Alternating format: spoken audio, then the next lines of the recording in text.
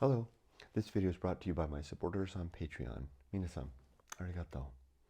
My name is Kurt, and this is my daily Good Life meditation, an exercise that I do each and every morning, a little bit after waking up. It's now 4:42 a.m. I do this to remember my life objectives and principles, those which are outlined in my book, Going Alone, which you can get a copy of from the link down below in the description. I recommend the hardbound edition. I also use this time to think about the last 24 hours, including last night, and how I did with the various challenges and opportunities that I met. I plan for the coming day. I ready myself for death. But before I do any of that, I like to read a poem. And sticking with John Keats, we're going to read again, this is the third time, from Ode to a Nightingale, a representation of a bit of perfection, the song of the nightingale heard through a forest, in spite of all the difficulties and challenges that is life. Here we go. Ode to a Nightingale. My heart aches, and a drowsy numbness pains my sense, as though of hemlock I had drunk, or emptied some dull opiate into the drains 1 minute past, and lithe wards had sunk. 'Tis not through envy of thy happy lot, but being too happy in thine happiness, that thou, light-winged dryad of the trees, in some melodious plot of beechen green and shadows numberless, singest of summer in full-throated ease. Speaking of his jealousy of the nightingale singing in the forest.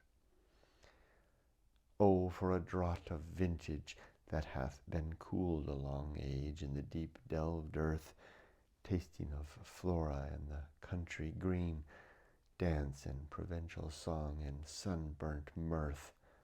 Oh, for a beaker full of the warm south, full of the true, the blushful hippocrane, with beaded bubbles winking at the brim, and purple stained mouth, that I might drink and leave the world unseen, and with thee fade away into the forest dim. I see it now, that I might get drunk and come away with you, O nightingale. Fade far away, dissolve, and quite forget what thou among the leaf hast never known. How could the nightingale ever know our pains? The weariness, the fever, and the fret, here where men sit and hear each other groan, where palsy shakes a few sad last gray hairs, where youth grows pale and spectre thin and dies, where to think is to be full of sorrow and laden-eyed despairs, where beauty cannot keep her lustrous eyes, or new love pine at them beyond tomorrow. The nightingale knows none of those pains. So he thinks. Away, away, for I will fly to thee, not charioted by Bacchus and his pards, but on the viewless wings of poesy. I'll come to you through poetry. Though the dull brain perplexes and retards, already with thee tender is the night, and haply the queen moon is on her throne, clustered round by all her starry fays. But here there is no light, save what from heaven is with the breezes blown, through verdurous glooms and winding mossy ways, all the perfection of nature, but not here. I cannot see what flowers are at my feet, nor what soft incense hangs upon the boughs, but in embalmed darkness guess each sweet wherewith the seasonable moth the sensible month endows. The grass, the thicket, and the fruit tree wild, white hawthorn, and the pastoral eglantine, fast fading violets covered up in leaves, and mid-May's eldest child, the coming musk rose, full of dewy wine, the murmurous haunt of flies on summer eves. Darkling, I listen, and for many a time I have been half in love with easeful death. One more time. Darkling I listen, and for many a time I have been half in love with easeful death, called him soft names in many amused rhyme, to take into the air my quiet breath. Now more than ever seems it rich to die, to cease upon the midnight with no pain, while thou art pouring forth thy soul abroad in such an ecstasy. His thoughts of death while the nightingale sings. Still, wouldst thou sing, and I have ears in vain, to thy high requiem become a sod? Thou wast not born for death, immortal bird. No hungry generations tread thee down. The voice I hear this passing night was heard in ancient days by emperor and clown. Perhaps the same self-song that found a path through the sad heart of Ruth, when, sick for home, she stood in tears amid the alien corn. The same that oft times hath charmed magic casements opening on the foam of perilous seas in fairylands forlorn. The same voice through all of that. All the passage of time, emperors, clowns, Ruth there with the corn, and charming open windows upon a raging sea. Forlorn, the very word is like a bell to toll me back from thee to my soul self.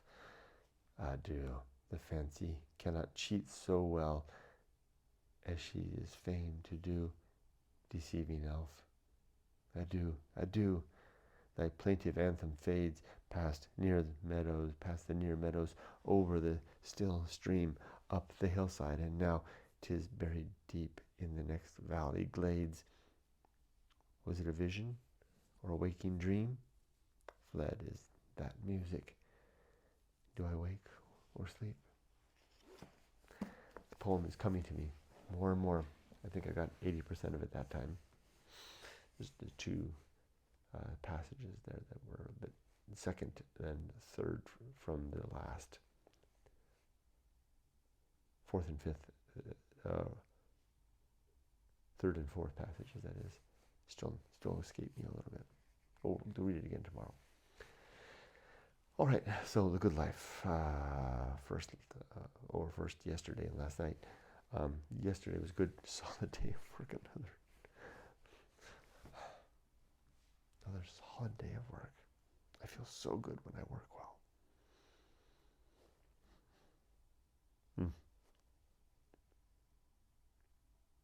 Oh, and this arrived.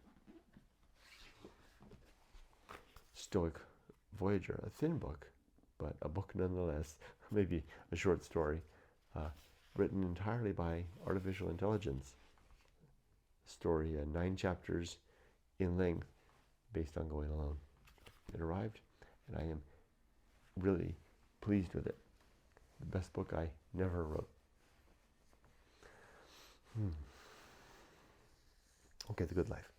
My 8 objectives are: to be always ready to die, to make good and effective use of time, to develop and maintain good and sound life principles, to cultivate good emotional reactions, to perform good actions, to recognize my true limits and true opportunities, to do just one thing at a time and do that thing slowly and deliberately and carefully, and to maintain my balance. My 30 principles then are 35, that is: war, reason, homunculus, anchorhold, home of good and evil, purpose, atomic principle, principle of nature, the pirate ride, maturity, social principle, family, public speaking, temperance, the best seed in the temperance, life will not go well, the horror show, that which must be born, the feast of offal, distraction, agency in the great indifference, the best seat in the house, the restless man, the path of wildness, the great life adventure, the risk of avoiding risk, sin and damnation, complete oblivion, the script writing, the bullseye, the uphill climb, arena and utility. Did I get the season of philosophy? I think I did. Nothing is enough, the principle of fun, and 35, being better, being ready. Okay, that's for today. It's Wednesday. I've got a full day of Wednesday. I do a full day of meetings, and I'm ready to do them. On my personal side, I would like to find a place to rent and secure a place to live for the month of July. I'll do that during my lunch break. Maybe I don't secure, but I'll find a place. I'm going to create a short list. Oh, I need to come up with a financial list to get through the rest of this year. It's going to be a tricky one with so many payments to do with the MLE school, but we're almost there. Am I ready for death?